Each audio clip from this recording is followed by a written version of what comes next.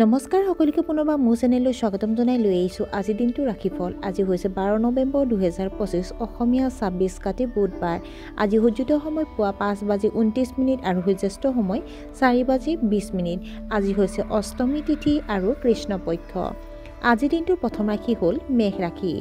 আপুনি হয়তো নতুন ব্যৱসায় আৰম্ভ কৰিব। ডিঙিৰ সংক্ৰমণ আৰু চৰ্দিয়ে আপোনাক অসুবিধা দিব পাৰে।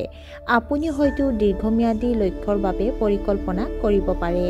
অনাকাংক্ষিত পৰামৰ্শ নিদিব। আপোনাৰ আচৰণে আপোনাক চৰ্চাত ৰাখিব পাৰে। বৃষ ৰাশি।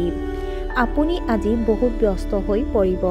ব্যৱসায়ত তুলনামূলকভাৱে উল্লেখযোগ্য লাভ দেখিব।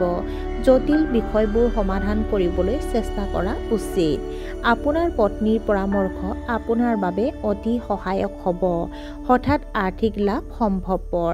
আপোনাৰ স্বাস্থ্য আজিৰ দিনটোত অতি উত্তম হ'ব। মিথুন ৰাশি। আপোনাৰ আত্মবিশ্বাস কমি যাব পাৰে। আৰ্থিক বিষয়ত অসাৱধান নহ'ব।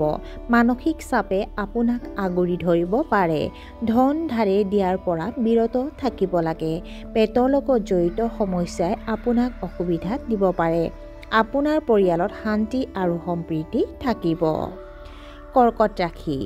নতুন ব্যৱসায় আৰম্ভ কৰাৰ সম্ভাৱনা আছে। আপুনি নতুন সম্পত্তি ক্ৰয় কৰিব পাৰে। আপুনি আপোনাৰ সকলো কাম সময়মতে সম্পূৰ্ণ কৰিব। পুৰণি বন্ধুসকলে আপোনাক প্ৰয়োজনীয় সহায় আগবঢ়াব। আপোনাৰ বৈবাহিক সম্পৰ্কত উৎকৃষ্ট সমন্বয় থাকিব।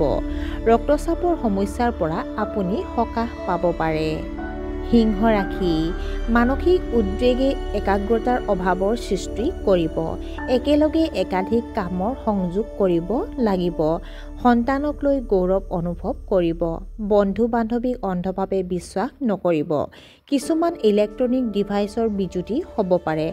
নিশ্চিত হওক যে আপোনাৰ যথেষ্ট টোপনি হয়।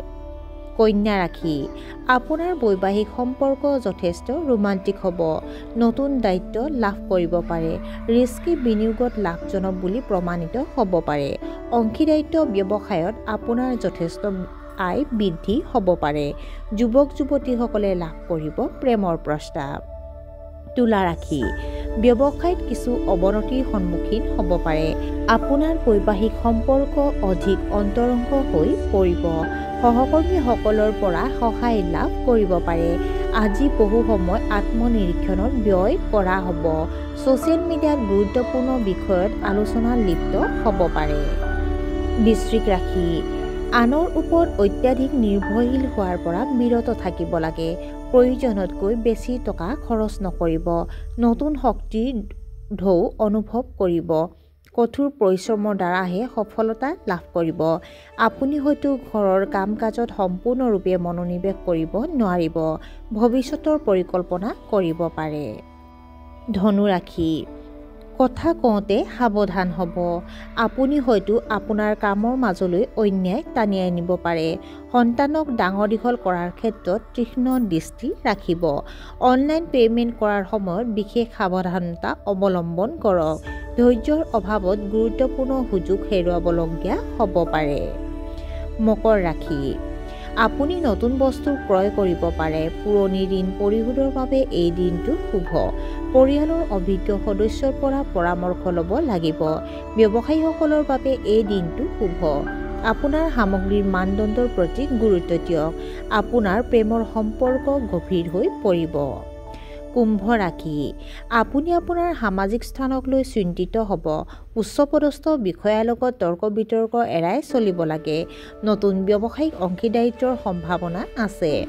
ৰাজনীতিৰ লগত জড়িতসকলে বক্তব্য দিওঁতে সাৱধান হোৱা উচিত। আপোনাৰ সঁজুলিবোৰত বিজুতি হ'ব পাৰে। আৰু আজিৰ দিনটোৰ শেষৰ ৰাশিটো হ'ল মীন ৰাশি। আপোনাৰ দক্ষতা বহু পৰিমাণে বৃদ্ধি পাব। আপুনি হয়তো কাৰিকৰী বিষয় অধ্যয়নৰ প্ৰতি আগ্ৰহী হৈ উঠিব। পৰিয়ালৰ সদস্যৰ সৈতে মজাৰ সময় কটাব। মানসিক চাপ আৰু বিভ্ৰান্তিৰ সৃষ্টি হ'ব পাৰে। আপোনাৰ বৈবাহিক সম্পৰ্ক যথেষ্ট ৰোমান্টিক হ'ব। আৰু আজিৰ দিনটোৰ ৰাশিফল ইমানতে অন্ত পৰিছে। আশা কৰোঁ আপোনালোক প্ৰত্যেকৰে আজিৰ দিনটো সুন্দৰ হওক। ধন্যবাদ।